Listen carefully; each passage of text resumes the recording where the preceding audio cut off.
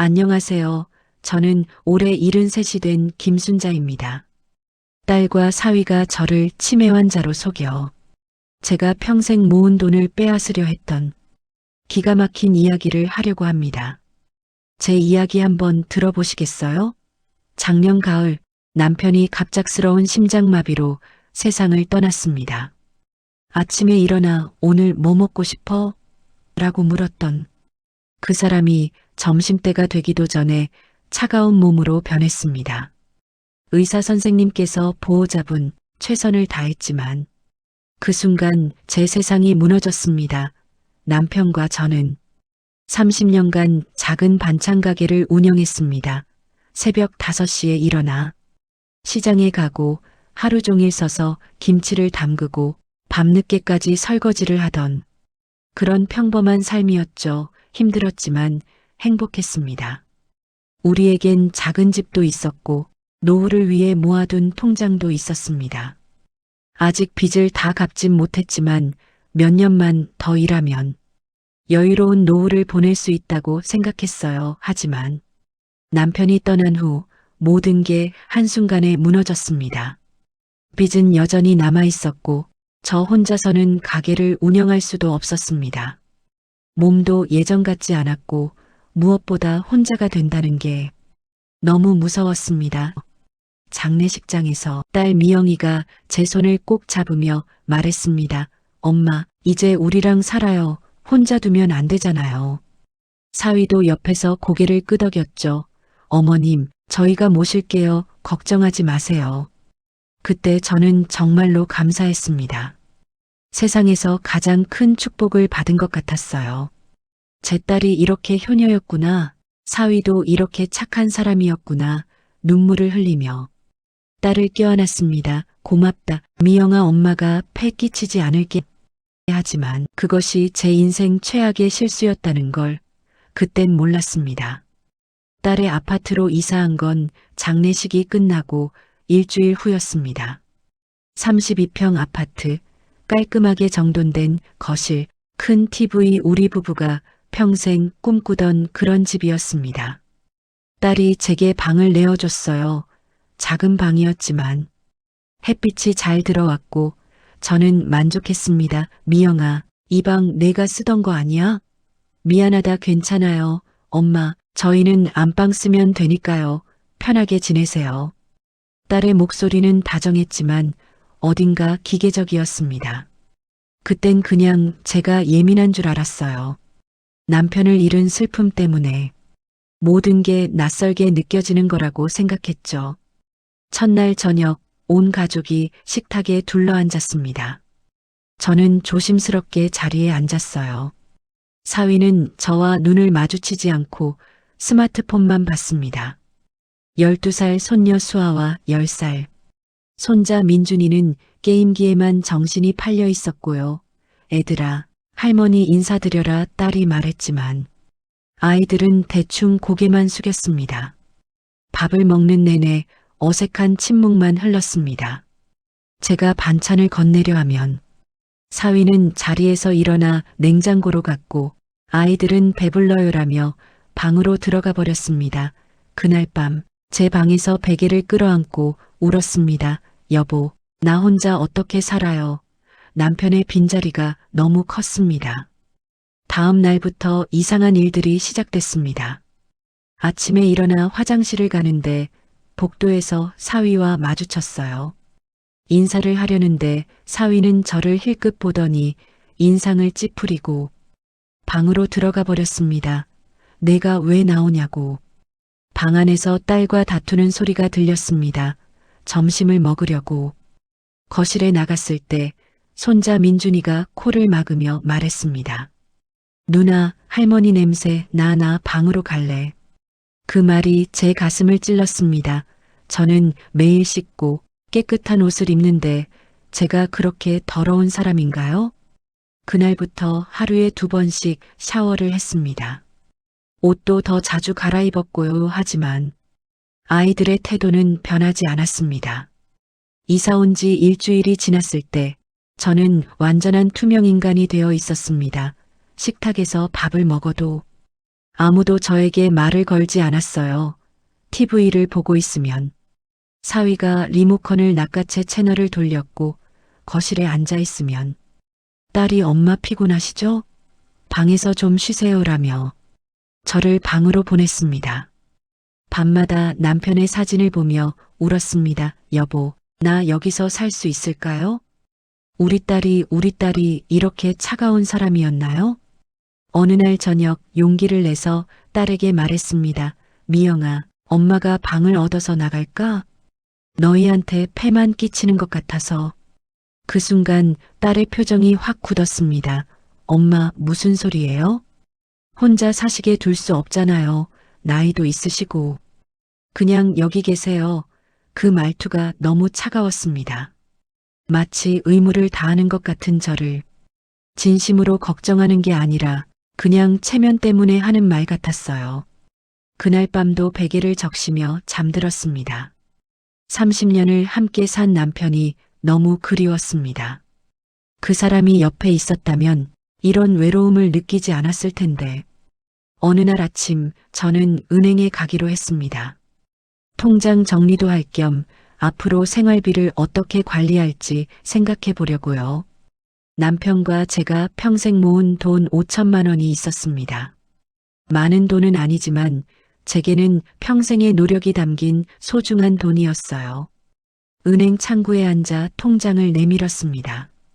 잔액 좀 확인해 주세요. 은행원이 통장을 훑어보더니 이상한 표정을 지었습니다. 고객님, 이 통장 잔액이 거의 없으신데요? 네, 그럴 리가 없는데요. 5천만 원이 있었는데 손이 떨리기 시작했습니다. 은행원이 화면을 돌려 보여줬어요. 통장 내역에는 낯선 항목들이 가득했습니다. 대출금 상환 1,500만 원, 자동차 할부금 800만 원, 카드 대금 결제 500만 원, 현금 인출 1,200만 원. 제 평생 모은 돈이 제가 모르는 사이에 증발해 있었습니다. 이게 무슨, 제가 이런 거 한 적 없는데요. 고객님 명의로 된 거래 내역입니다. 본인 확인 절차를 거쳐서 진행된 거예요. 다리에 힘이 풀렸습니다. 은행 의자에 주저앉아 통장 내역을 멍하니 바라봤어요. 마지막 잔액은 겨우 30만 원. 30년의 땀과 눈물이 30만 원이 되어 있었습니다. 이건 아니에요. 제가 이런 거 한 적 없단 말이에요. 은행원이 난처한 표정으로 말했습니다. 고객님, CCTV를 확인해 보시겠어요? 거래하실 때 본인이 직접 오셨는지. 네, 확인해 주세요. 제발이요. 하지만 CCTV를 확인할 필요도 없었습니다. 집으로 돌아가는 길에 제 머릿속에서 퍼즐 조각들이 맞춰지기 시작했거든요. 2달 전 딸이 서류 뭉치를 들고 왔었습니다. 엄마, 여기 사인 좀 해주세요. 보험 정리하는 거예요. 저는 안경도 안 쓰고 그냥 이름을 썼어요. 딸을 믿었으니까요. 그리고 1달 전 딸과 함께 은행에 간 적이 있었습니다. 엄마, 통장 정리하는 거예요. 아빠 돌아가셨으니까 명예 변경하고 그래야죠. 저는 딸이 시키는 대로 사인하고 비밀번호도 알려줬어요. 아, 그때였구나. 집 앞에 도착했을 때 저는 울고 있었습니다. 아파트 로비에서 경비 아저씨가 걱정스러운 눈빛으로 물었어요. 할머니, 괜찮으세요? 네, 괜찮아요. 괜찮을 리가 없었지만 그렇게 대답했습니다. 집에 들어가자마자 딸을 찾았습니다. 딸은 소파에 앉아 TV를 보고 있었어요. 미영아, 제 목소리가 떨렸습니다. 엄마 통장 돈 어디 갔어? 딸이 천천히 고개를 돌렸습니다. 그 눈빛에 놀라움이나 당황함은 없었어요. 오히려 준비된 것 같은 차분함이 있었습니다. 엄마, 또 기억을 못 하시는 거예요? 뭐? 엄마가 직접 돈을 빼서 저희 주셨잖아요. 우리 빚 갚는 데 쓰라고요. 아빠 장례 비용도 많이 들었고. 아니야, 나 그런 적 없어. 딸이 한숨을 쉬며 일어났습니다. 엄마, 요즘 들어 자꾸 이러시네요. 어제 드신 반찬도 기억 못 하시고, 손주들 이름도 헷갈리시고, 병원에 가봐야 할 것 같아요. 무슨 소리야? 나 정신 멀쩡해. 엄마, 딸이 목소리를 높였습니다. 지금 보세요. 흥분하시고, 기억도 못 하시고, 이게 정상인 것 같아요? 치매 검사 받아보셔야 해요. 치매. 그 단어가 제 머리를 때렸습니다. 나, 치매. 딸의 눈빛이 차가워졌습니다. 병원 예약할게요. 다음 주에 가요. 저는 제 방으로 비틀거리며 들어갔습니다. 문을 닫고 거울을 봤어요. 거울 속의 제 얼굴에는 공포가 가득했습니다. 내가 정말 치매에 걸린 걸까? 그날 밤부터 저는 제 자신을 의심하기 시작했습니다. 정말로 제가 기억을 못하는 걸까? 제가 돈을 주고 잊어버린 걸까? 손이 떨리고 가슴이 두근거렸어요. 며칠 동안 저는 제 모든 행동을 되짚어 봤습니다. 아침에 먹은 밥, 입은 옷, 본 TV 프로그램. 모든 걸 기억하려고 애썼어요. 그리고 깨달았습니다. 저는 멀쩡했어요. 기억력에 아무 문제가 없었습니다. 그럼 이게 뭐지? 밤마다 딸과 사위의 목소리가 들렸습니다. 방문 틈새로 새어나오는 대화들. 얼마 남았어? 통장은 다 비웠어. 이제 집만 남았지. 엄마가 눈치챈 것 같은데? 괜찮아. 치매라고 하면 돼. 누가 노인네 말 믿겠어? 처음엔 제가 잘못 들은 줄 알았습니다. 설마 내 딸이. 하지만 며칠을 듣다 보니 확신이 들었어요. 제 딸이 저를 속이고 있었습니다. 그날 밤은 유난히 더웠습니다. 7월 장마철이었지만 습기가 끈적거려서 잠을 이룰 수가 없었어요. 새벽 2시쯤 됐을까요? 악몽에 시달리다 깼습니다. 꿈속에서 남편이 나타났어요. 순자야, 조심해. 조심해. 그 사람이 제 손을 잡으려는 순간 눈을 떴습니다. 온몸이 식은땀으로 젖어 있었어요. 목이 말랐습니다.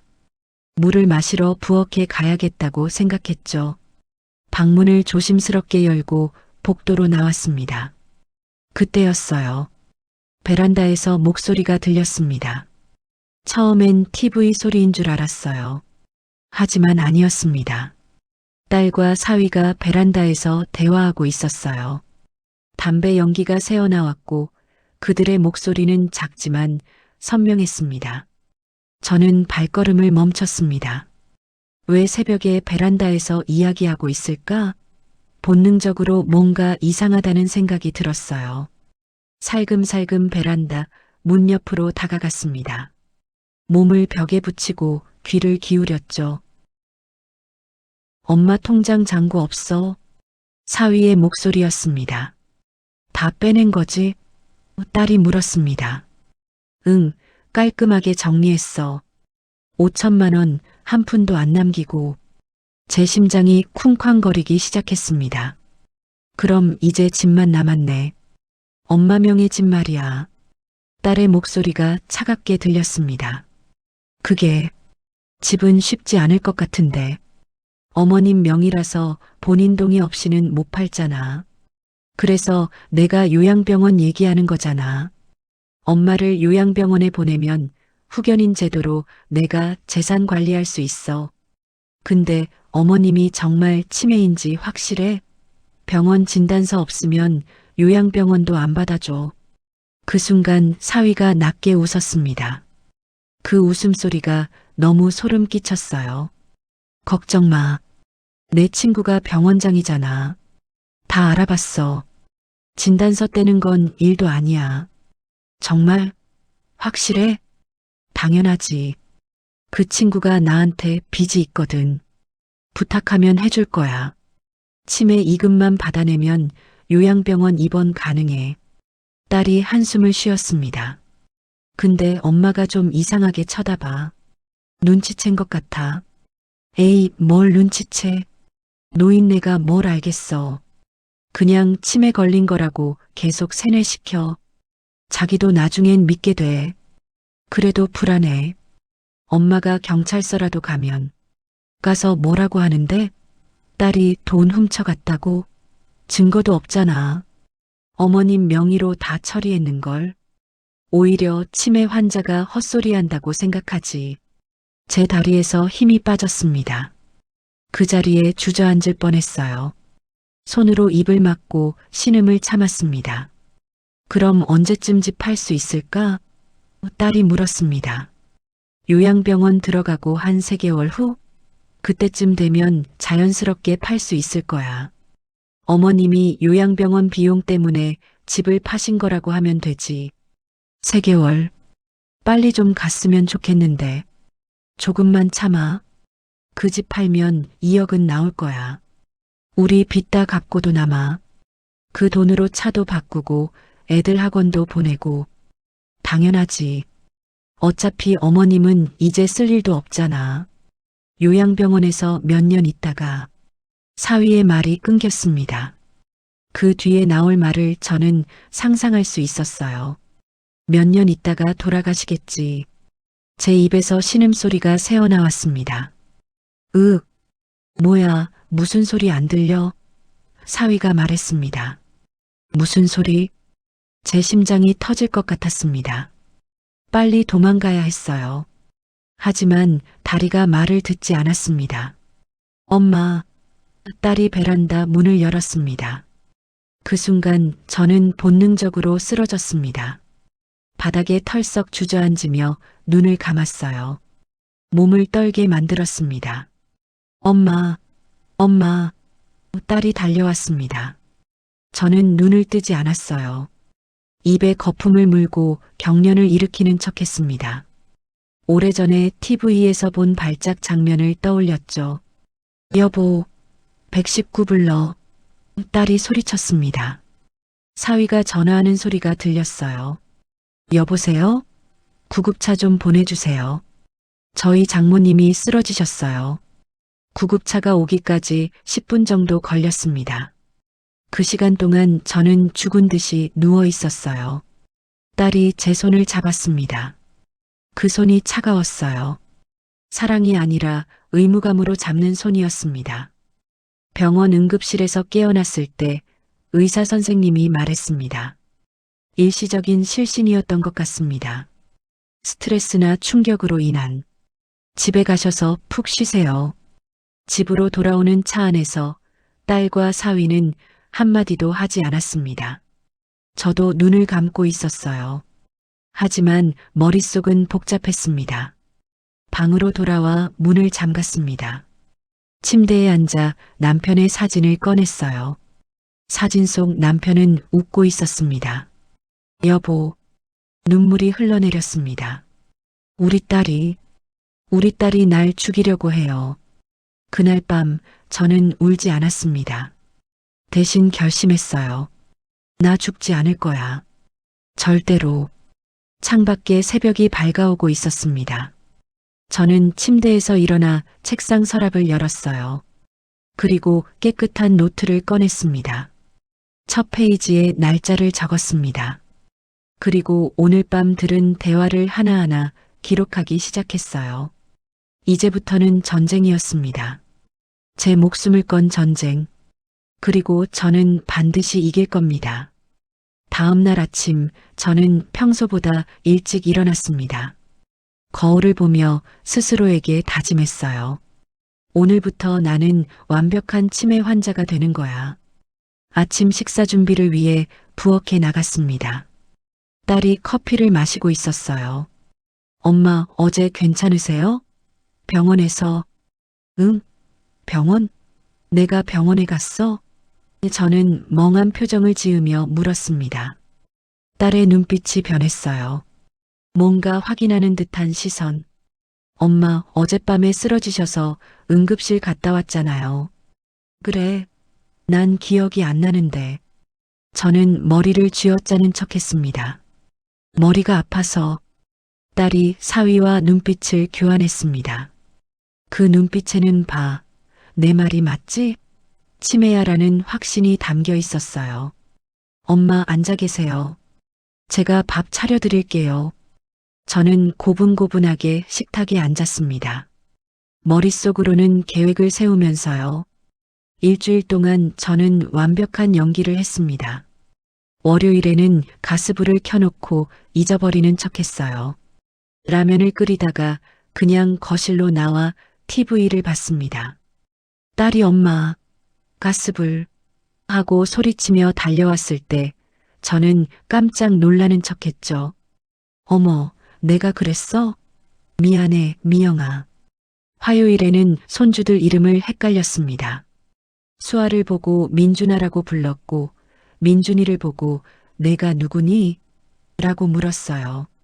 아이들은 이상하게 쳐다봤지만 딸과 사위는 서로 보며 고개를 끄덕였습니다.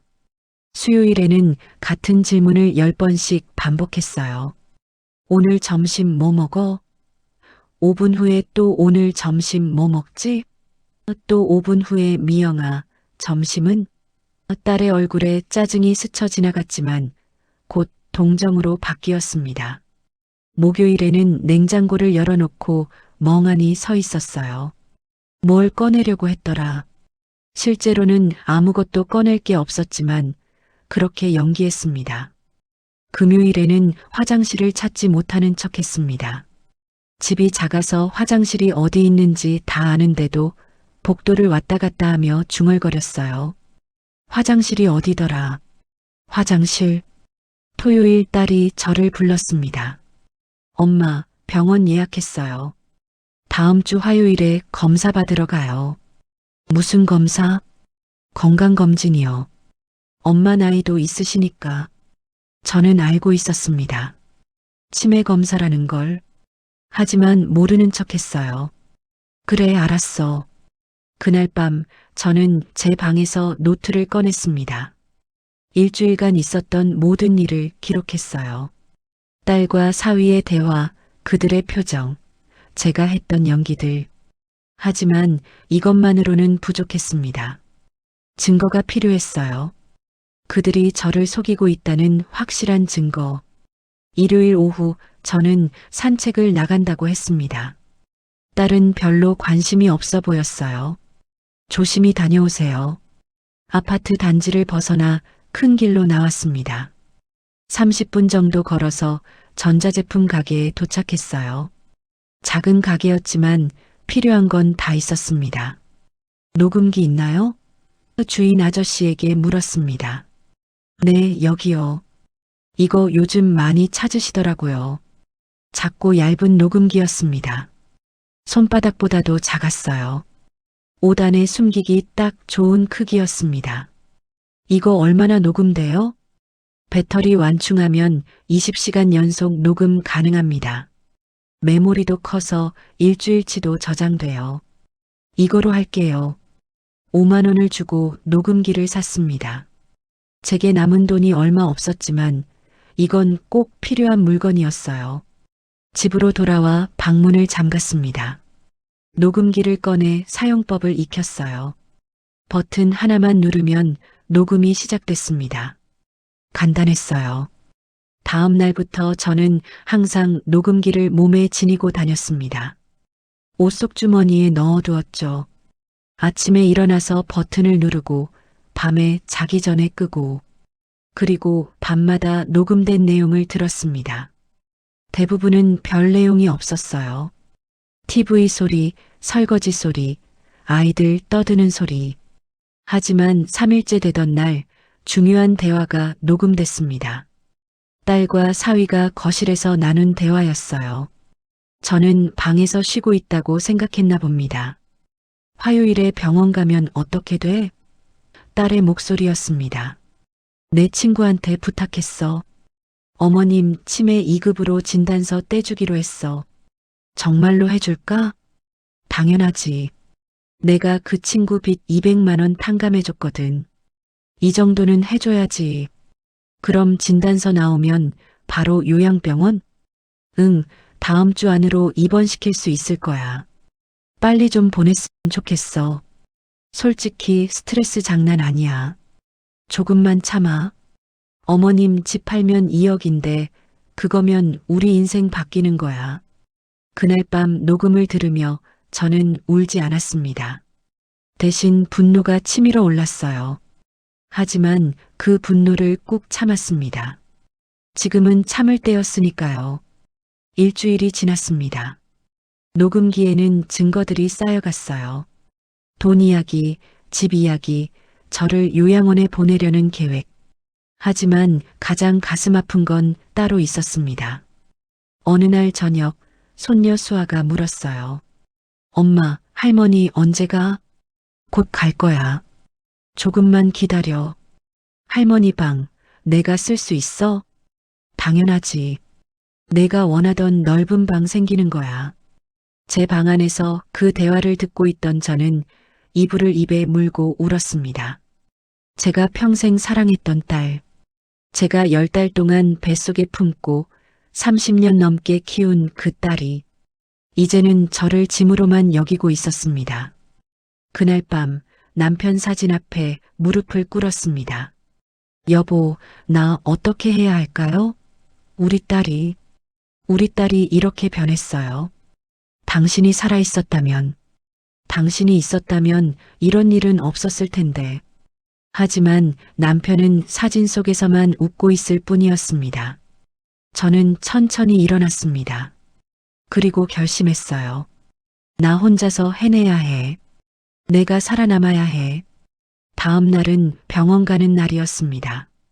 저는 아침부터 녹음기를 켜두었어요. 그리고 순순히 딸을 따라 병원에 갔습니다. 병원 진료실에 들어갔을 때 의사 선생님이 친절하게 웃으며 말했습니다. 어르신, 오늘 간단한 검사 받으실 거예요. 너무 긴장하지 마세요. 하지만 저는 알고 있었습니다. 이 의사가 사위의 친구라는 것을, 이미 결과가 정해진 검사라는 것을. 검사는 30분 정도 걸렸습니다. 간단한 질문들. 오늘이 며칠입니까? 대통령이 누구입니까? 100에서 7을 빼면? 저는 일부러 틀리게 대답했습니다. 오늘은 5월? 실제로는 7월이었죠. 대통령은 김대중? 100에서 7을 빼면 95. 의사는 기록하며 고개를 끄덕였습니다. 진료실을 나와 대기실에 앉아 있을 때 저는 화장실에 간다고 했어요. 잠깐만 화장실 좀. 제가 같이 갈게요. 딸이 일어났습니다. 아니야, 혼자 갈 수 있어. 화장실로 가는 척 하다가 저는 슬쩍 진료실 쪽으로 다가갔습니다. 문이 살짝 열려 있었어요. 안에서 목소리가 들렸습니다. 형님, 진단서 이렇게 써드리면 되죠? 의사의 목소리였습니다. 응, 고마워. 치매 2급으로 부탁해. 사위의 목소리였습니다. 근데 진짜 치매는 아닌 것 같은데. 검사 결과 보면 그래도 2급으로 해줘. 내가 부탁이야. 알았어. 형님 부탁인데 뭐. 제 손이 떨렸습니다. 녹음기가 제대로 작동하고 있기를 바랐어요. 며칠 후 진단서가 나왔습니다. 저는 공식적으로 치매 환자가 되었습니다. 딸이 진단서를 들고 미소 지으며 말했습니다. 엄마, 좋은 요양원 알아봤어요. 다음 주에 입원하시면 돼요. 요양원? 나 요양원 안 가. 엄마 혼자서는 생활 못 하세요.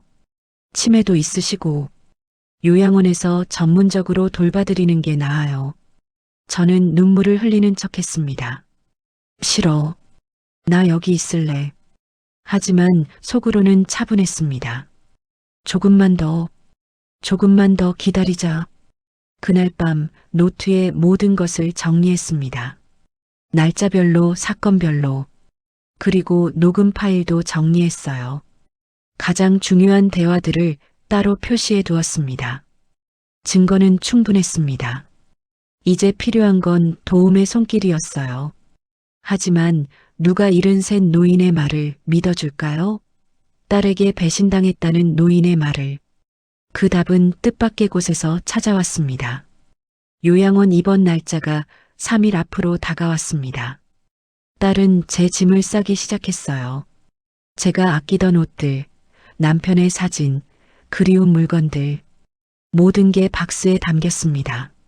엄마는 필요한 것만 가져가면 돼요. 요양원에서 다 제공하거든요. 저는 멍하니 서서 지켜봤습니다. 제 인생이 박스에 담기는 걸 보는 기분이었어요. 그날 오후 딸이 외출한다고 했습니다. 엄마, 저 잠깐 나갔다 올게요. 혼자 계실 수 있죠? 응, 알았어. 딸이 나간 후 저는 혼자 거실에 앉아 있었습니다. TV를 켜고 멍하니 보고 있었죠. 그때 핸드폰이 울렸어요. 딸이 전화를 걸어왔습니다. 엄마, 병원 약 타러 가야 하잖아요. 혼자 갈 수 있어요? 응, 갈 수 있어. 약국 위치 알죠? 아파트 앞 그 약국? 응, 알아. 그럼 다녀오세요. 조심하시고. 저는 핸드폰을 내려놓고 한숨을 쉬었습니다. 약을 타러 가야 했어요. 가짜 치매 약을, 먹지도 않을 약을. 아파트를 나와 버스 정류장으로 걸어갔습니다. 약국은 버스로 2정거장 거리였어요. 버스를 기다리는데 어지러웠습니다. 며칠간 제대로 못 먹고 못 자서 그런 것 같았어요. 버스가 왔습니다. 올라타서 뒷좌석에 앉았어요. 창밖을 보며 생각에 잠겼습니다. 요양원에 가면 내 인생은 끝이야. 그들이 원하는 대로 집도 팔리고 나는 죽을 때까지 그곳에 갇혀 있겠지. 갑자기 가슴이 답답해졌습니다. 숨을 쉴 수가 없었어요. 심장이 빠르게 뛰었고 식은 땀이 흘렀습니다. 할머니, 괜찮으세요? 옆자리에 앉은 젊은 여성이 물었습니다. 그 순간 제 눈앞이 캄캄해졌습니다. 쓰러지는 느낌, 그리고 아무것도 기억나지 않았어요. 눈을 떴을 때 저는 바닥에 누워 있었습니다. 버스가 멈춰 있었고 여러 사람들이 저를 둘러싸고 있었어요. 할머니, 정신 차리세요. 119 불렀어요. 할머니, 들리세요? 그 젊은 여성이 제 손을 잡고 있었습니다. 걱정스러운 얼굴로 저를 내려다봤어요. 할머니, 괜찮으세요? 갑자기 쓰러지셨어요. 나, 괜찮아. 저는 일어나려고 했지만 힘이 없었습니다. 움직이지 마세요. 구급차 곧 와요. 하지만 저는 구급차를 기다릴 수 없었어요. 또 병원에 가면 딸한테 연락이 가고 그러면 계획이 틀어질 것 같았습니다. 아니야, 나 괜찮아. 그냥 탈진한 것 같아. 저는 일어나려고 애썼습니다. 그 여성이 저를 부축해 주었어요. 할머니, 병원 가셔야 해요. 안 돼. 집에 가야 해. 혼자 가시면 위험해요. 제가 모셔다 드릴게요. 저는 그녀의 얼굴을 자세히 봤습니다. 30살쯤 되어 보이는 단정한 인상의 여성이었어요. 눈빛이 진실했습니다. 고맙습니다. 그녀는 저를 부축해 버스에서 내렸습니다. 택시를 잡아 저를 집까지 데려다 주었어요. 차 안에서 저는 계속 미안해요. 고맙습니다라고 말했습니다. 괜찮으세요? 제가 변호사거든요. 어르신들 도와드리는 게 제 일이에요. 변호사? 네, 가족법 전문 변호사입니다. 노인 인권 관련 일을 많이 해요. 그 순간 제 가슴이 두근거렸습니다. 변호사. 바로 제가 필요했던 사람. 택시가 아파트 앞에 도착했습니다. 그녀가 저를 집 앞까지 모셔다 주었어요. 할머니, 정말 괜찮으세요? 집에 가족분 계세요? 응. 딸이 곧 올 거야. 저는 망설이다가 입을 열었습니다. 저기, 혹시 시간 있으세요? 네. 제 이야기 좀 들어줄 수 있어요? 부탁이에요. 그녀는 잠시 고민하더니 고개를 끄덕였습니다. 그러시죠. 어디 앉을 곳이 있을까요? 아파트 1층 로비에 작은 벤치가 있었습니다. 우리는 그곳에 나란히 앉았어요. 저는 천천히 이야기를 시작했습니다. 남편이 돌아가신 것부터 딸의 집으로 이사 온 것, 사라진 통장돈, 엿들은 대화, 가짜 치매 진단서. 처음엔 그녀가 믿을까 걱정했습니다. 하지만 그녀는 진지하게 들어주었어요. 중간중간 질문도 했습니다. 증거가 있으세요? 네. 저는 가방에서 녹음기를 꺼냈습니다. 이걸로 다 녹음했어요. 녹음 파일을 들려주었습니다. 딸과 사위의 대화, 의사와 사위의 대화. 그녀의 얼굴이 점점 굳어졌습니다. 녹음이 끝났을 때 그녀는 제 손을 꼭 잡았어요. 할머니, 이건 명백한 노인학대예요.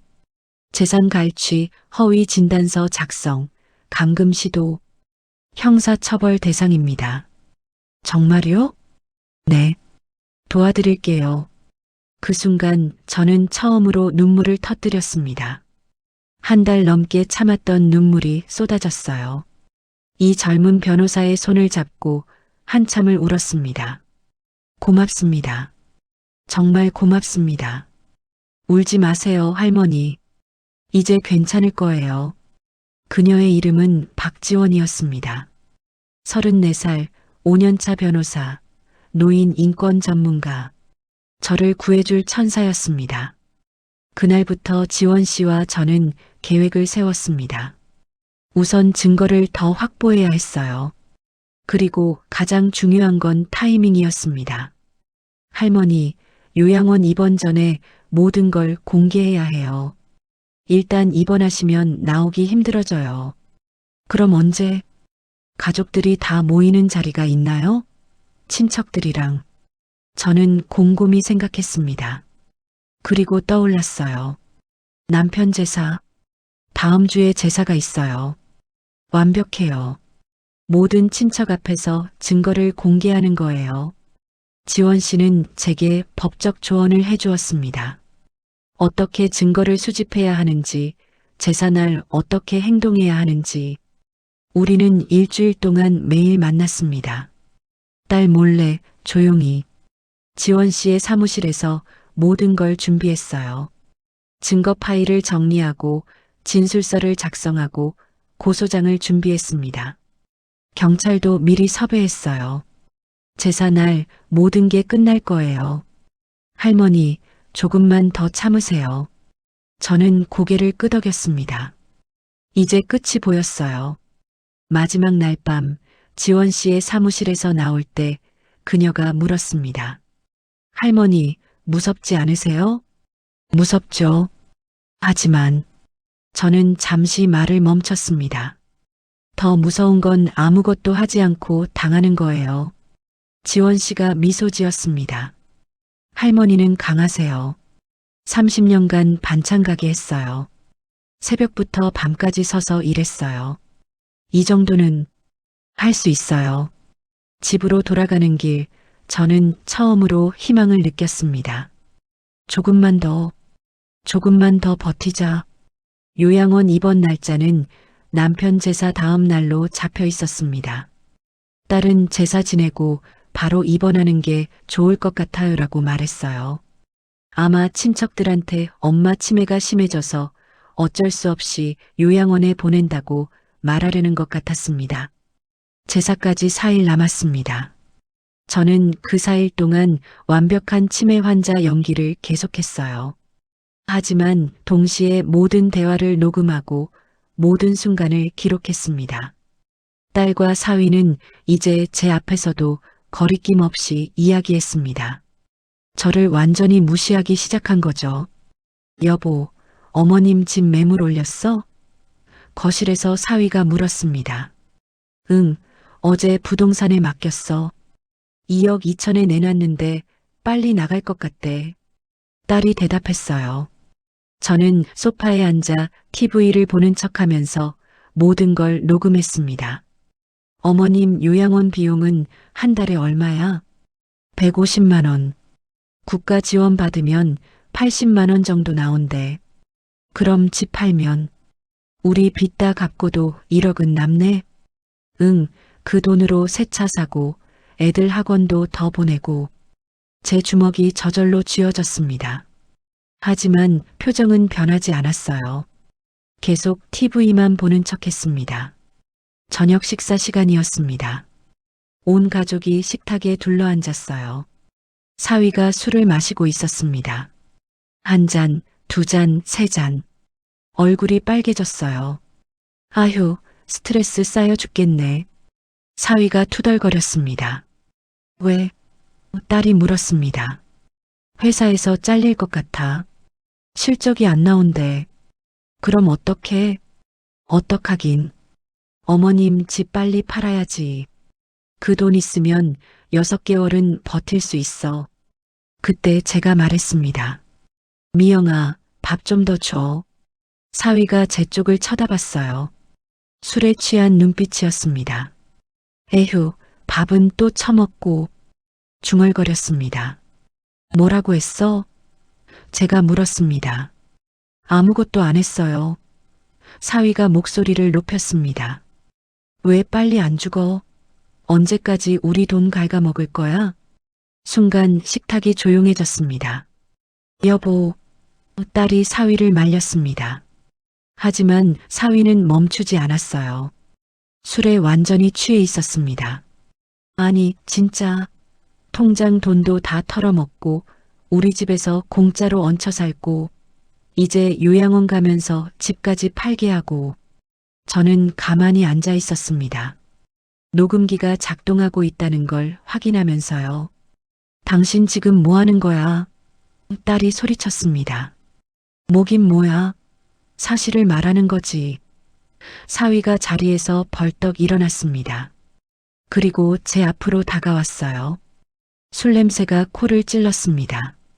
어머님, 솔직히 말씀드릴게요. 제발 빨리 요양원 가주세요. 우리 가족 제발 좀 편하게 살게 해주세요. 그 순간이었습니다. 짝! 사위의 손이 제 뺨을 때렸습니다. 여보, 딸이 비명을 질렀습니다. 제 뺨이 화끈거렸습니다. 눈물이 흘러내렸어요. 하지만 이번엔 진짜 눈물이었습니다. 아빠, 그때 방문이 열렸습니다. 손녀 수아가 서 있었어요. 12살 수아. 모든 걸 본 겁니다. 아빠가 할머니를. 수아의 목소리가 떨렸습니다. 사위는 그제야 정신이 든 듯했어요. 수아야, 이건. 아빠 무서워. 수아가 울며 방으로 뛰어들어갔습니다. 그날 밤 저는 방에 누워 천장을 바라봤습니다. 뺨은 아직도 아팠어요. 하지만 마음이 더 아팠습니다. 이게 내 인생이구나. 1시간쯤 지났을까요? 방문을 두드리는 소리가 들렸습니다. 할머니, 작은 목소리였습니다. 누구야? 수아예요. 문을 열었습니다. 수아가 눈물 범벅이 된 얼굴로 서 있었어요. 할머니, 수아가 제 품에 안겼습니다. 할머니, 미안해요. 저는 손녀를 안고 함께 울었습니다. 이 작은 아이도 힘들었던 거예요. 부모가 할머니를 학대하는 걸 보며 자라야 했던 이 아이. 수아야, 괜찮아. 할머니는 괜찮아. 아빠가 이상해요. 엄마도 요즘 이상해요. 할머니한테 너무 못되게 대해요. 알아, 수아야. 할머니가 다 알아. 할머니, 요양원 가면 안 돼요. 할머니 가시면 나 너무 슬플 것 같아요. 저는 수아의 머리를 쓰다듬었습니다. 수아야, 할머니가 약속할게. 할머니는 안 가. 절대 안 가. 정말이요? 응, 정말이야. 그리고 수아야. 저는 수아의 눈을 똑바로 쳐다봤습니다. 할머니가 수아한테 부탁이 있어. 뭔데요? 앞으로 며칠만 참아줄래? 할머니가 다 해결할게. 수아는 고개를 끄덕였습니다. 이 어린 손녀가 저를 믿어준 거예요. 그날 밤 수아를 재우고 나서 저는 노트를 펼쳤습니다. 그리고 오늘 있었던 일을 모두 기록했어요. 사위가 저를 때린 것, 수아가 목격한 것, 녹음 파일도 확인했습니다. 사위의 폭언, 때리는 소리, 모든 게 선명하게 녹음되어 있었어요. 다음 날 지원 씨에게 연락했습니다. 딸이 외출한 틈을 타서 전화했어요. 여보세요, 할머니? 지원 씨, 어제 사위가 날 때렸어요. 전화기 너머로 지원 씨의 숨소리가 거칠어졌습니다.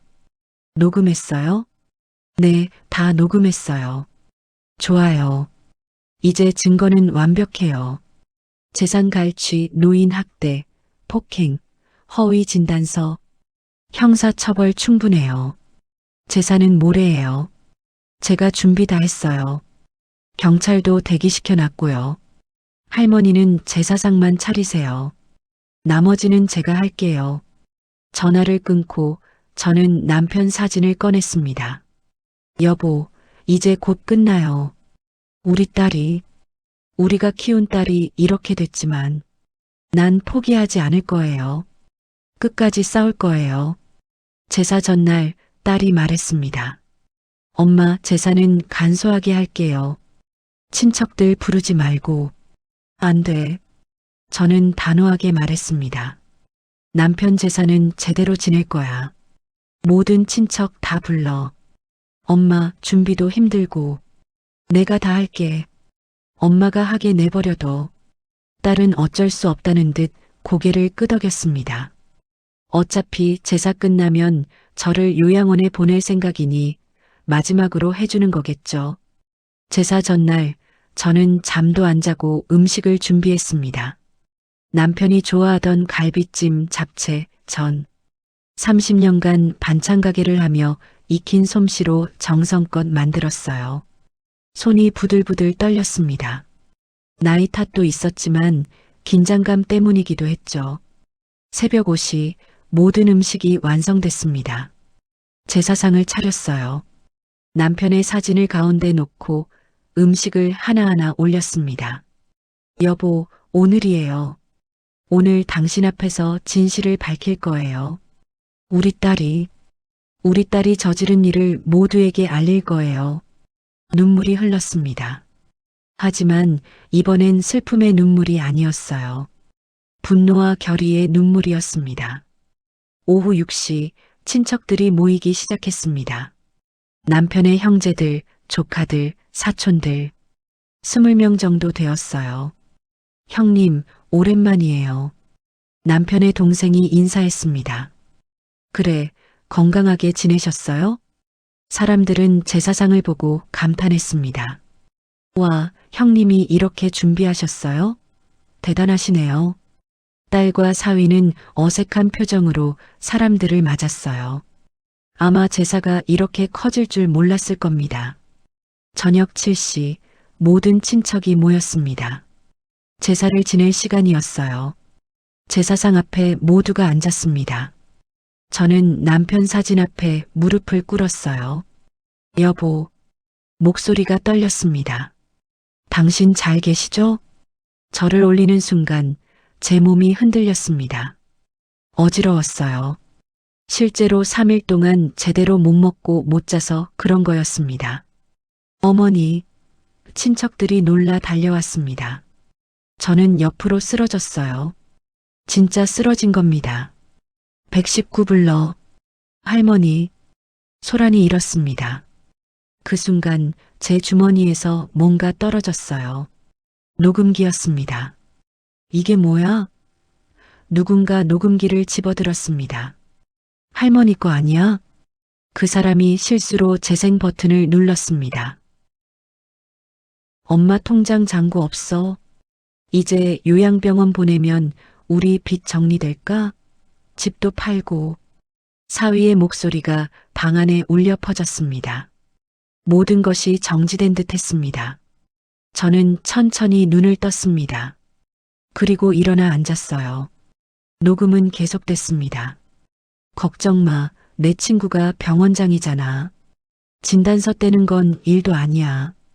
치매 2급만 받아내면 요양병원 입원 가능해. 정말? 확실해? 당연하지. 그 친구가 나한테 빚이 있거든. 친척들의 얼굴이 창백해졌습니다. 딸은 바닥에 주저앉았어요.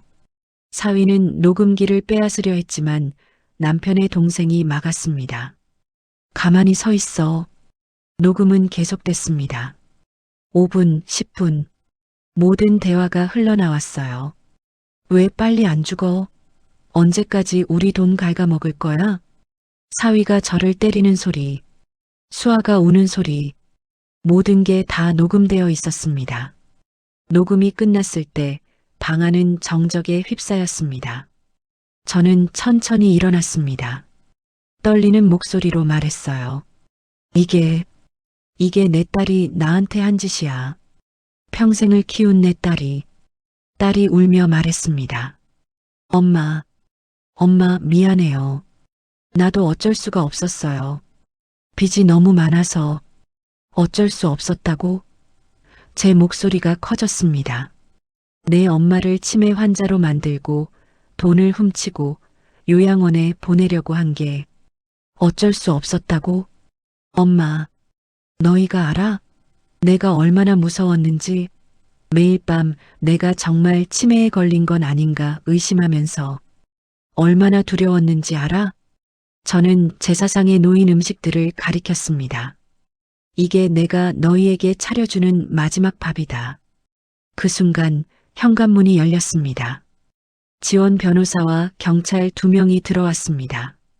박미영 씨, 김철수 씨, 노인복지법 위반, 사기, 폭행 혐의로 체포합니다. 경찰이 수갑을 꺼냈습니다. 잠깐만요. 우리 얘기 좀 들어보세요. 사위가 소리쳤습니다. 경찰서에서 하시죠. 경찰이 차갑게 말했습니다. 딸이 제게 손을 뻗었어요. 엄마, 제발. 저는 고개를 돌렸습니다. 딸의 얼굴을 볼 수가 없었어요. 수갑이 채워졌습니다. 딸과 사위가 끌려나갔어요. 할머니. 수아가 울며 제게 달려왔습니다.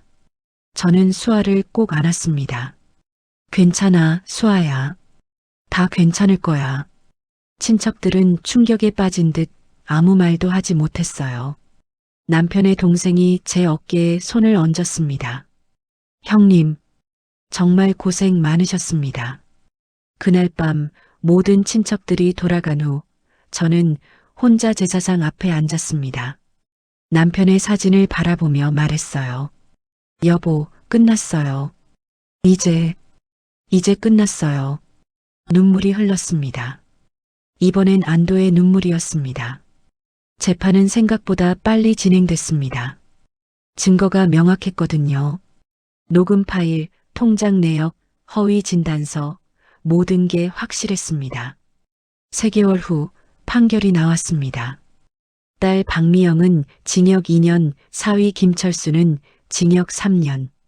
법정에서 판결문을 듣는 순간 저는 울지 않았어요. 그냥 텅 빈 기분이었습니다. 딸은 울며 저를 쳐다봤습니다. 엄마, 미안해요. 저는 대답하지 않았어요. 그냥 돌아서서 법정을 나왔습니다. 수아와 민준이는 남편 동생 집에서 지내게 됐어요. 저는 가끔 아이들을 보러 갔습니다. 할머니, 수아가 달려와 안겼습니다. 수아야, 밥은 잘 먹고 있어? 응, 작은 할아버지가 잘해주셨어. 민준이도 처음엔 낯을 가렸지만 점점 저한테 마음을 열었어요. 할머니, 엄마는 언제 와? 나중에 민준아. 엄마는 나중에 와. 제가 할 수 있는 대답은 그것뿐이었습니다. 재판이 끝나고 저는 예전에 살던 동네로 돌아갔습니다. 반찬 가게가 있던 그 동네로요. 집은 팔리지 않았습니다. 딸이 올린 매물을 제가 취소했거든요. 다시 제 집으로 돌아온 거예요. 몇 달 동안 비어있던 집은 먼지투성이었습니다. 청소하면서 곳곳에서 남편의 흔적을 발견했어요. 남편이 쓰던 안경, 신발, 낡은 작업복. 여보, 나 돌아왔어요. 집을 정리하고 저는 다시 반찬 가게를 시작하기로 했습니다. 처음엔 걱정도 됐어요. 73의 나이에 가게를 다시 시작할 수 있을까? 하지만 해봐야 했어요. 제게 남은 건 이것밖에 없었으니까요. 작은 가게를 임대했습니다. 예전 가게 근처였어요. 간판을 달았습니다. 김순자 할머니의 반찬. 정말 단순한 이름이었죠. 하지만 저는 이 이름이 좋았어요. 김순자. 저 자신의 이름으로 된 간판을 처음 가진 거였으니까요. 개업 첫날 손님이 몇 명 올까 걱정했습니다. 하지만 예상 밖이었어요. 할머니, 돌아오셨어요? 예전 단골들이 찾아왔습니다. 할머니 김치가 그리웠어요. 할머니, 잡채도 만들어주세요. 사람들이 줄을 섰어요. 제 이야기를 들은 사람들이었습니다. 지역 신문에 제 사연이 실렸거든요. 할머니, 힘내세요. 응원합니다. 할머니가 만드신 반찬이 최고예요. 그날 준비한 반찬이 오후 3시에 다 팔렸습니다. 30년 가게를 하면서 처음 있는 일이었어요. 집에 돌아와 매출을 정리하며 울었습니다. 기쁨의 눈물이었어요. 여보, 봤어요? 사람들이 날 기억하고 있었어요. 날 응원해주고 있어요. 그날부터 가게는 계속 잘 됐습니다. 소문이 나면서 멀리서도 찾아오는 사람들이 생겼어요. 한 달 후 지역 노인센터에서 연락이 왔습니다. 할머니, 요리 강좌를 해주실 수 있으세요? 어르신들한테 반찬 만드는 법을 가르쳐 주시면 좋을 것 같아서요. 제가요? 네, 할머니 이야기를 듣고 많은 어르신들이 용기를 얻으셨대요. 할머니가 직접 가르쳐 주시면 더 좋을 것 같아서요. 저는 고민하다가 수락했습니다. 첫 강의 날 20명의 어르신들이 모였어요. 모두 저를 반갑게 맞아주었습니다. 김순자 선생님, 할머니 만나서 반가워요. 저는 떨리는 손으로 앞치마를 둘렀습니다. 그리고 시작했어요. 안녕하세요. 저는 김순자입니다. 오늘은 제가 30년간 만들어온 김치찌개를 가르쳐 드릴게요. 강의는 성공적이었습니다. 어르신들이 열심히 따라 만들었고 맛도 좋다고 칭찬해 주셨어요. 강의가 끝나고 한 할머니가 제게 다가왔습니다. 선생님, 저도 사실 딸한테 비슷한 일을 당했어요. 선생님 이야기 듣고 용기가 났어요. 저도 싸워볼 수 있을 것 같아요. 그 말을 듣는 순간 저는 제가 해야 할 일을 깨달았습니다. 나처럼 고통받는 사람들을 돕는 것. 그게 내가 해야 할 일이구나. 강좌 이름을 바꿨습니다. 김순자 할머니의 행복 레시피. 요리만 가르치는 게 아니었어요. 제 경험을 나누고 같은 처지의 어르신들에게 용기를 주는 시간이었습니다. 6개월 후 작은 요리책도 출간했습니다. 출판사에서 먼저 제안해 왔어요. 할머니의 이야기와 레시피를 책으로 만들면 어떨까요? 책 제목은 내 인생의 마지막 반찬. 제 인생 이야기와 레시피 50가지가 담긴 책이었습니다. 처음엔 조금만 팔릴 거라 생각했어요. 하지만 예상을 뛰어넘었습니다. 한 달 만에 1만 부가 팔렸고 3개월 후엔 베스트셀러가 됐어요. 할머니, 사인해 주세요. 할머니 책 읽고 울었어요. 제 엄마도 비슷한 일을 겪으셨는데 할머니 책 읽고 힘을 얻으셨대요. 사람들의 반응을 보며 저는 깨달았습니다. 제 고통이 헛되지 않았다는 것을. 지역 방송에도 출연했습니다. 인터뷰하는 기자가 물었어요. 할머니, 따님을 용서하실 건가요? 저는 잠시 침묵했습니다. 그리고 대답했어요. 용서는 아직 모르겠어요. 하지만 이해하려고 노력하고 있어요. 딸도 힘들었을 거예요. 빚 때문에, 스트레스 때문에. 그게 변명은 안 되지만 저도 부모니까 이해하려고 애쓰고 있어요. 후회되지 않으세요? 신고한 거? 아니요. 저는 단호하게 말했습니다. 절대 후회하지 않아요. 만약 그때 참았다면 저는 지금 요양원에 갇혀 있었을 거예요. 혹은 죽었을지도 모르죠. 저는 제 인생을 지킨 거예요. 1년이 지났습니다. 오늘은 남편 이주기입니다. 작년 이맘때 제사날 모든 진실이 밝혀졌죠. 1년이라는 시간이 흘렀습니다. 제 인생은 완전히 바뀌었어요. 아침 오시 저는 가게 문을 열었습니다. 가게 앞에는 벌써 사람들이 줄을 서 있었어요. 할머니, 오늘은 뭐 나왔어요? 김치찌개랑 잡채요. 와, 할머니 잡채가 최고죠. 오전 내내 손님이 끊이지 않았습니다. 반찬을 팔고 포장하고 계산하고 바쁜 시간이었지만 행복했어요. 점심때쯤 지원 변호사가 찾아왔습니다. 할머니, 지원 씨, 오랜만이네. 할머니, 요즘 TV에서 자주 봐요. 완전 유명 인사 되셨어요. 에이, 무슨. 저는 웃으며 손을 흔들었습니다. 할머니, 이거 드시라고 가져왔어요. 지원 씨가 과일 바구니를 내밀었습니다. 고마워요, 지원 씨. 지원 씨 아니었으면 나 지금 여기 없었을 거예요. 아니에요. 할머니가 용기 내셨잖아요. 제가 뭐 했다고. 우리는 가게 뒤편에 앉아 차를 마셨습니다. 할머니, 따님한테서 편지 왔어요? 지원 씨가 조심스럽게 물었습니다. 응. 한 달에 한 번씩 와요. 뭐라고 쓰셨대요? 미안하다고. 용서해달라고. 저는 잠시 말을 멈췄습니다. 아직은 답장 못 쓰겠어요. 그럴 수 있어요. 시간이 필요하죠. 근데 이상한 건 미워하려고 해도 안 미워져요. 내 딸인데, 30년 넘게 키운 내 딸인데, 눈물이 흘렀습니다.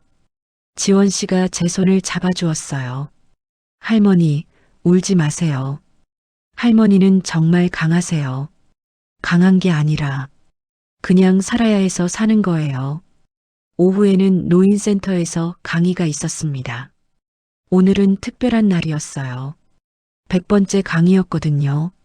센터에 도착하니 깜짝 파티가 준비되어 있었습니다. 할머니, 축하드려요. 100번째 강의 축하합니다. 케이크에 촛불이 켜져 있었어요. 눈물이 났습니다. 여러분, 고맙습니다. 할머니가 고마우시죠? 할머니 덕분에 저희가 용기 얻었어요.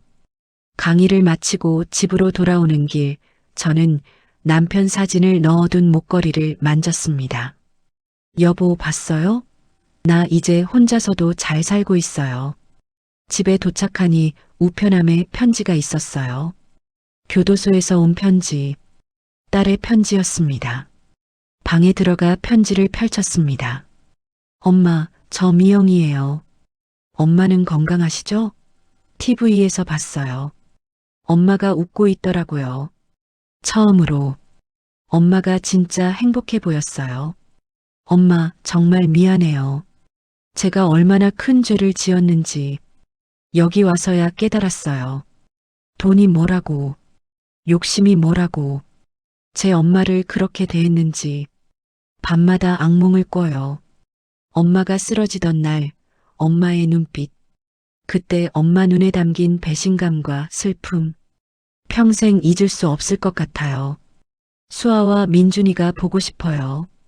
하지만 제가 무슨 자격으로, 좋은 엄마도 못 됐는데 엄마 용서해달라고 말씀드릴 자격도 없어요. 그냥 엄마가 행복하셨으면 좋겠어요. 엄마가 웃는 모습 보니까 제가 얼마나 큰 걸 잃었는지 알겠더라고요.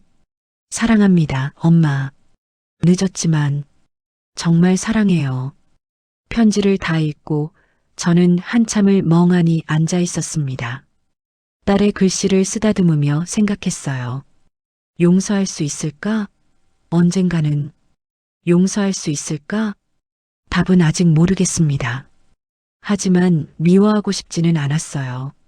미움은 저를 아프게 할 뿐이니까요. 저는 편지지를 꺼냈습니다.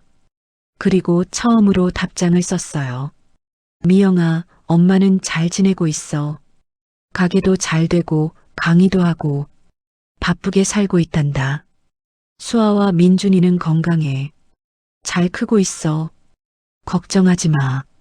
용서에 대해서는 엄마도 아직 모르겠어. 하지만 미워하지는 않아. 그냥 슬플 뿐이야. 우리가 이렇게 됐다는 게 너도 건강히 지내렴. 엄마가 편지를 붙이고 돌아오는 길 하늘을 올려다봤습니다. 맑은 가을 하늘이었어요. 여보, 나 잘하고 있는 거 맞죠? 다음 날은 금요일이었습니다. 수아와 민준이를 만나는 날이었죠. 할머니, 수아가 달려와 안겼습니다. 우리 수아, 많이 컸네? 응, 나 이제 중학생이야. 민준이도 쑥스럽게 다가왔어요. 할머니, 민준아, 할머니가 내가 좋아하는 떡볶이 만들어 왔어. 진짜? 와, 세 명이 식탁에 둘러앉아 밥을 먹었습니다. 예전처럼, 가족이 함께 밥을 먹는 것처럼. 할머니, 엄마한테서 편지 왔어? 수아가 조심스럽게 물었습니다. 응, 왔어.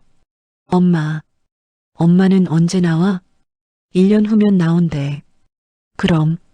그럼 우리 다시 같이 살 수 있어?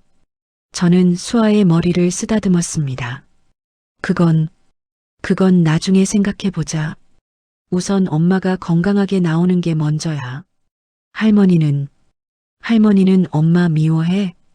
미워하진 않아. 그냥 슬플 뿐이야. 하지만 너희 엄마는 여전히 내 딸이고 너희들 엄마야. 그건 변하지 않아. 수아가 눈물을 글썽였습니다. 나도 엄마 보고 싶어. 알아, 수아야. 엄마도 너희들이 너무 보고 싶을 거야. 그날 밤 아이들을 돌려보내고 혼자 집에 앉아 있을 때 문득 생각했습니다. 나는 정말로 행복할까? 가게는 잘 되고 사람들은 저를 응원하고 책도 팔리고 겉으로 보기엔 모든 게 완벽해 보였어요. 하지만 가끔은 외로웠습니다. 밤에 혼자 잠들 때, 옆자리가 비어 있을 때, 손주들과 헤어질 때, 외로움이 밀려왔어요. 하지만 이내 고개를 저었습니다. 아니야, 나는 행복해. 적어도 내 인생을 살고 있잖아. 겨울이 왔습니다. 어느 날 저녁 가게 문을 닫고 정리하고 있는데 누군가 문을 두드렸습니다. 죄송한데 아직 영업 중이신가요? 문을 열었습니다. 50대 중반쯤 되어 보이는 남자분이 서 있었어요. 아, 죄송합니다. 오늘 영업은 끝났는데. 아, 그렇군요. 할머니 반찬이 유명하다고 해서 멀리서 왔는데. 내일 다시 올게요. 어디서 오셨는데요? 부산에서 왔습니다. 할머니 이야기를 듣고 꼭 한번 뵙고 싶었어요. 어머, 부산에서요? 들어오세요. 아직 남은 반찬 있으니까 드릴게요. 남자분이 들어와 앉았습니다. 저는 남은 잡채와 김치를 담아드렸어요. 감사합니다. 사실 제 어머니가 할머니와 비슷한 일을 겪으셨어요. 그래요? 네. 저희 형이 어머니 재산을.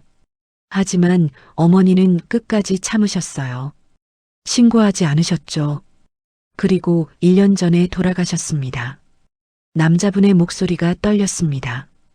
어머니가 돌아가시기 전에 할머니 기사를 보셨어요. 그리고 저한테 말씀하셨죠. 저 할머니는 용감하시다. 나도 그랬어야 했는데. 그게 어머니의 마지막 말씀이었어요. 저는 남자분의 손을 잡았습니다.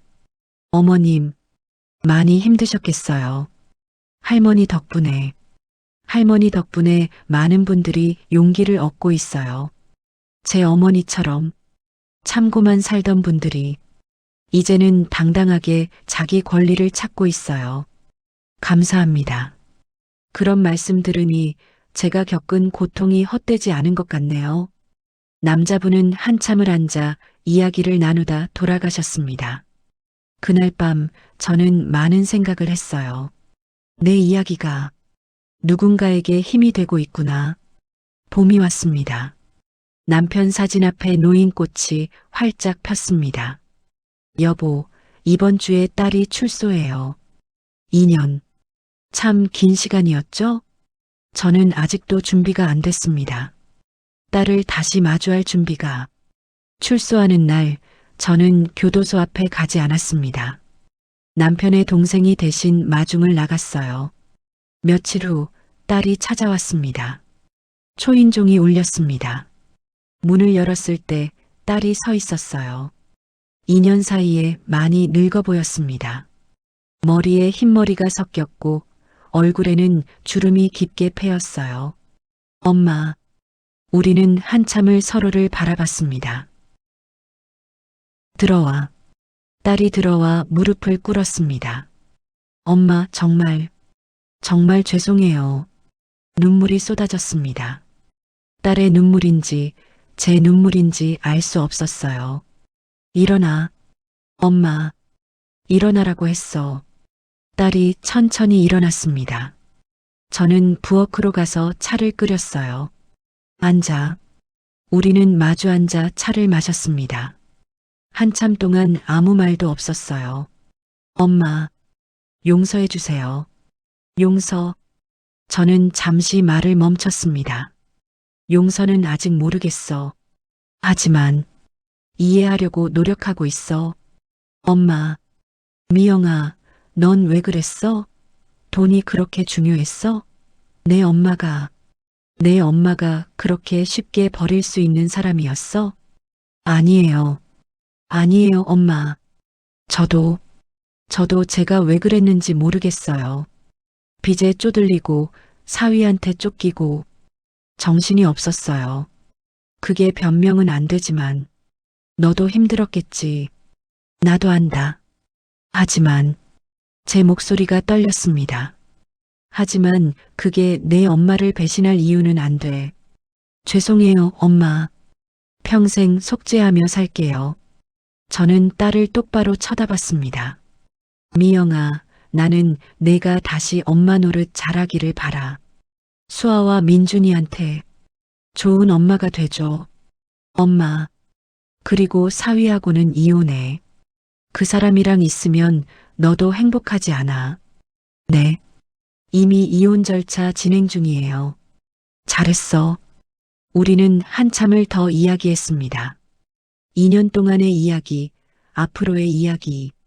딸이 돌아갈 때 저는 반찬을 싸주었습니다. 배고프면 먹어. 내가 좋아하던 잡채야. 엄마, 고마워요. 그리고 자주 오지 마. 아직은 내 얼굴 보기가 힘들어. 알겠어요, 엄마. 엄마 준비 되실 때까지 기다릴게요. 딸이 떠난 후 저는 한참을 울었습니다. 남편 사진을 끌어안고 울었어요. 여보, 나 잘하고 있는 거 맞죠? 이게 맞는 거죠? 여름이 왔습니다. 오늘은 제 가게가 재개업 1주년이 되는 날입니다. 가게 앞에 1주년 감사 이벤트라는 현수막을 걸었어요. 단골들이 축하해 주러 왔습니다. 할머니, 축하드려요. 할머니 덕분에 우리도 행복해요. 지원 변호사도 왔고 노인센터 분들도 오셨어요. 수아와 민준이도 왔습니다. 작은 파티를 열었습니다. 제가 만든 음식을 나눠 먹으며 이야기꽃을 피웠어요. 할머니, 소원 있으세요? 누군가 물었습니다. 저는 잠시 생각했습니다. 소원, 이미 다 이뤄진 것 같은데요? 그래도 하나쯤은 있으시잖아요. 그럼, 건강하게 오래 사는 거요. 그리고 더 많은 사람들에게 좋은 음식을 만들어주는 거요. 사람들이 박수를 쳤습니다. 파티가 끝나고 모두 돌아간 후 저는 혼자 가게에 앉아 있었습니다. 창밖으로 석양이 지고 있었어요. 아름다운 노을이었습니다. 저는 핸드폰을 꺼내 남편 사진을 봤습니다. 여보, 나 이제 괜찮아요. 우리가 꿈꿨던 그 행복, 결국 찾았어요. 조금 다른 모습이지만 나는 행복해요. 핸드폰을 내려놓고 내일 팔 반찬 재료를 확인했습니다. 배추, 무, 고춧가루, 마늘. 내일은 김치를 담가야지. 손님들이 많이 찾으시니까. 저는 일어나 앞치마를 벗었습니다. 그리고 거울을 봤어요. 거울 속에 저는 웃고 있었습니다. 주름이 깊게 패인 얼굴이었지만 눈빛은 살아있었어요. 김순자, 수고했어. 오늘도 잘 버텼어. 창밖으로 눈이 내리기 시작했습니다. 첫눈이었어요. 저는 창문을 열고 손을 내밀었습니다. 차가운 눈송이가 손바닥에 내려앉았어요. 여보, 봐요. 첫눈이에요. 우리 처음 만난 날도 첫눈 내리던 날이었죠? 바람이 불어왔습니다. 따뜻한 바람이었어요. 여보의 인사인가? 내일은 새 메뉴를 선보일 예정입니다. 남편이 좋아하던 된장찌개. 30년 만에 완성한 레시피예요. 가게 문을 닫고 불을 껐습니다. 그리고 마지막으로 한 번 더 주방을 둘러봤어요. 오늘도 고마웠어. 내 작은 가게야. 집으로 가는 길 하늘을 올려다봤습니다. 별이 쏟아질 것 같았어요. 제 인생의 마지막 반찬은 아직 만들어지는 중입니다. 그리고 이번에는 제가 직접 요리사입니다. 더 이상 누군가의 엄마도 누군가의 아내도 아닌 그냥 김순자로서 살아가고 있습니다. 그리고 그것으로 충분합니다. 집에 도착해 불을 켰습니다. 따뜻한 내 집, 아무도 저를 쫓아낼 수 없는 이곳, 남편 사진 앞에 앉아 오늘 하루를 이야기했어요. 여보, 오늘 장사 잘 됐어요. 손님들이 맛있다고 칭찬도 많이 해주셨어요. 그리고 미영이 요즘 취직 준비한대요. 아이들도 잘 돌보고 있고요. 여보, 우리 딸 정말 변한 것 같아요. 사진 속 남편은 여전히 웃고 있었습니다. 나도 웃을 수 있게 됐어요, 여보. 진짜로 웃을 수 있어요. 침대에 누워 눈을 감았습니다. 내일은 또 어떤 하루가 될까요? 누가 제 가게를 찾아올까요? 어떤 사연을 가진 사람들을 만나게 될까요? 기대되었습니다. 내일이 그리고 앞으로 펼쳐질 제 인생이 73, 새로운 시작입니다. 아직 늦지 않았습니다. 제 인생의 마지막 반찬. 그것은 바로 희망이라는 이름의 레시피입니다. 사연이 재미있으셨나요? 구독과 좋아요는 사연을 전하는데 큰 힘이 됩니다.